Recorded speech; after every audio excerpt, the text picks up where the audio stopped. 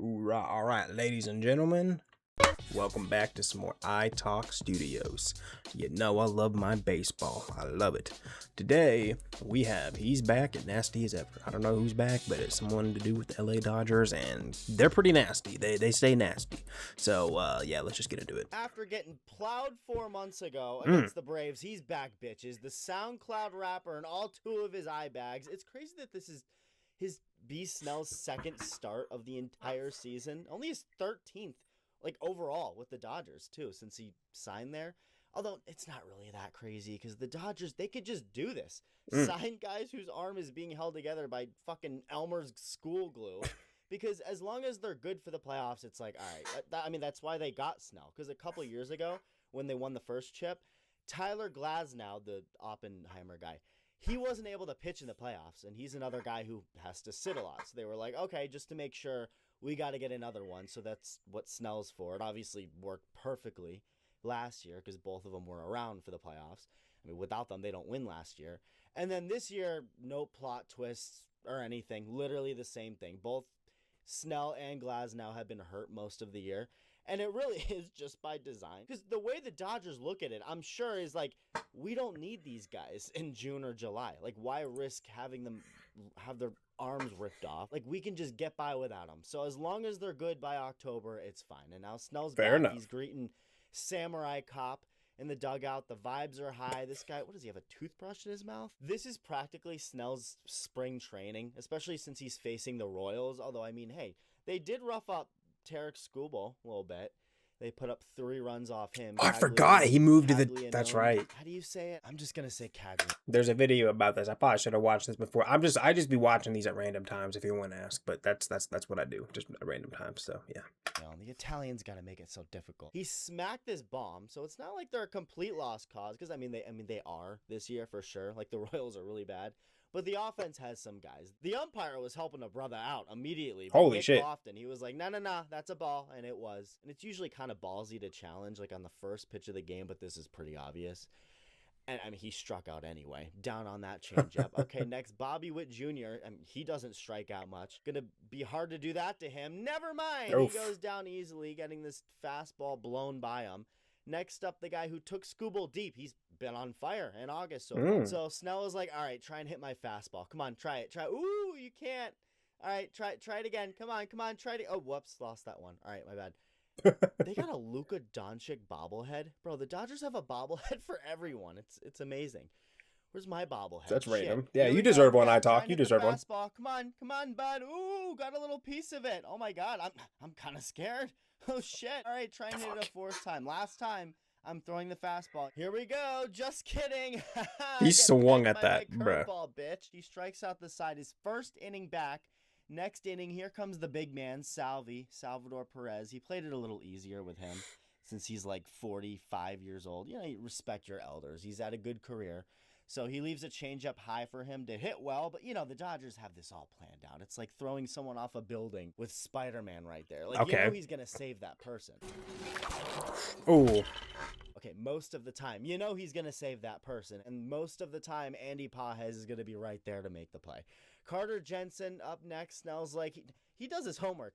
He's like, oh, you missed your alarm earlier in the year? You overslept? Look at me in the eyes. I never sleep, pussy. Strikes him out. He did the same thing he did to Caglianone, just spamming him with the fastball. And just when he thinks another one is coming, psych, bitch, get fucked by the curve. He can't even play around with the next guy, Michael Massey, because he just swung at the first pitch for an out.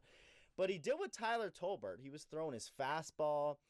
Here's his curveball. Then he throws the changeup again, fastball again. It wasn't swinging at anything. And then he finally does and hits it right to Muncy. Oh, my God. If he or she doesn't look at you the way Tyler Glasnow looks at Tarek Skubal, they ain't the one. I mean, look at how in love he is. I don't blame him. This is a cool shot. Skubal, Facts. Glasnow, Temu Chalamet, Yamamoto, and don't forget Chinese Dalton Rushing. Obviously, he's like, guys, I'm here too. And it's like, you want to Dalton, bro. But I'm just talking about the starting pitchers.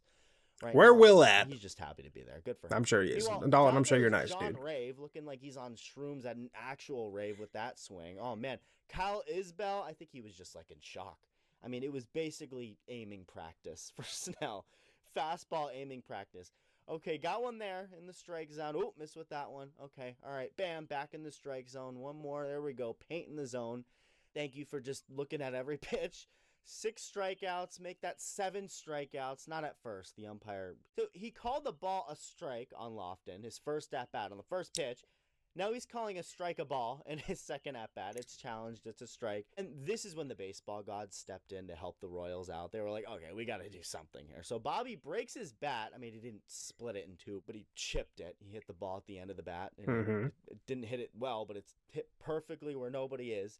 Then next pitch, Caglione, weak ground ball past Tommy Titties for a hit. Bobby gets to third, and then there's Salvi just lunging, throwing his bat out there to hit this deep enough to tie the game. And for a second, it looked like, wait, maybe this is going to get out of hand. Because Caglione, he steals second base. Throw was on the money, just too late. Then he walks Jensen. Then he Gronk spikes this pitch. Look at where it says the ball landed. Little exaggerating, but still. Wild pitch. Royals got both runners in scoring position just to quickly realize this was off of the plot. Snell throws a better curveball immediately after this. Strike 3. Bam. Strikeouts. Out. In 4 innings, the baseball gods wanted to keep helping the Royals, though, which, like, fair. You know, I get it. They could use some help. So Tolbert, he pops this up. Of course, lands perfectly between Freddie and Tucker for a double. Bro busts his ass to second. Damn, that throw was barely. insane. Couldn't fully grab it. Okay, well then he gets greedy and steals third. So it's basically a leadoff triple. Royals, I mean, they're about to take the lead until Snell says, "Go have some more shrooms, bitch." He pumps this fastball by Rave. Strike 3. Remember last time when Isbell was up, he just watched every pitch go by. He learned his lesson that like you have to swing the bat to do something well a lot of the time. But he just took it to the extreme. He swings at every pitch this time. Same result, strikeout. Then Nick Lofton, easy grounder to Mookie. Over. Royals can't score. So 10 strikeouts through 5 innings. Just insanely elite stuff. The elite humans watching right now. Y'all have elite everything. But yeah, originally the plan, I guess, was for Snell to go about 5 innings and throw about 80 pitches. And he's like, bitch, I'm not done. I mean, he only had like about 70 pitches. And I guess at that point you could just be like, all right, you know, just call it. Only a few pitches away from 80. But he's like, no, I'm staying. So he comes out again and gets a smooth 1-2-3 inning. Royals don't do anything. Unfortunately, Snell couldn't get the win. Like, he couldn't get credited as the winning pitcher because the Dodgers didn't take the lead until Snell was out of the game and Alex Vesia came in, which is how wins work. It's whoever pitched last before the winning team scored the winning runs. But then I did not know that. Couldn't even get the win because they blew that lead immediately. Oof. Dodgers were just drama queens in this game. Like, I'm convinced they do this shit on purpose. They're getting ready for the playoffs, so they got to make things more interesting and stressful. Sure. That's their way of preparing. Why else do you think they lost 7 games in a row? Like, look at Piles. Their way of preparing. Why else do you think they lost 7 games in a row? He fumbled the transfer. He knows what he's doing here. They have it all drawn up. So Royals were up. Then Mookie ties it with this hit. He had a good game. And it all set up for them to win it in an extra inning. So Muncy comes up, gets the walk-off hit. So yeah, they just had to make it dramatic. But yeah, good to see the Twitch streamer back to his hobby as a pitcher. It was funny after he streams? I did not know that. He pitched a few games in the minor leagues to rehab before coming back. And one of the places he pitched in was the Angels AAA park. It's in Mormontown or Salt Lake City, Utah. Yes. And he hated pitching there. Salt Lake helped a lot because that was difficult. Yeah, like you're throwing the ball and you're like curveball and it's like a changeup and you're like changeup is a slider. You're like, I don't even know what I'm doing. To be able to come here and just pitch and know like I can throw a curveball where I want, whenever I want, and a fastball, and that felt way better. But Salt Lake was so difficult. Oh my God. If I played in Salt Lake growing up, I don't know if I'd be here today. I promise you. It's tough to throw a baseball there. Love this guy. All right, that's about it for now. Love this guy.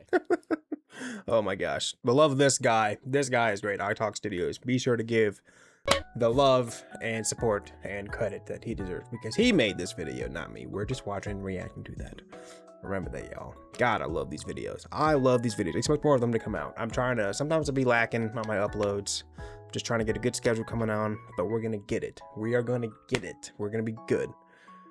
Okay, yeah, that's that. Take care. Stay safe. Be good people. Yay.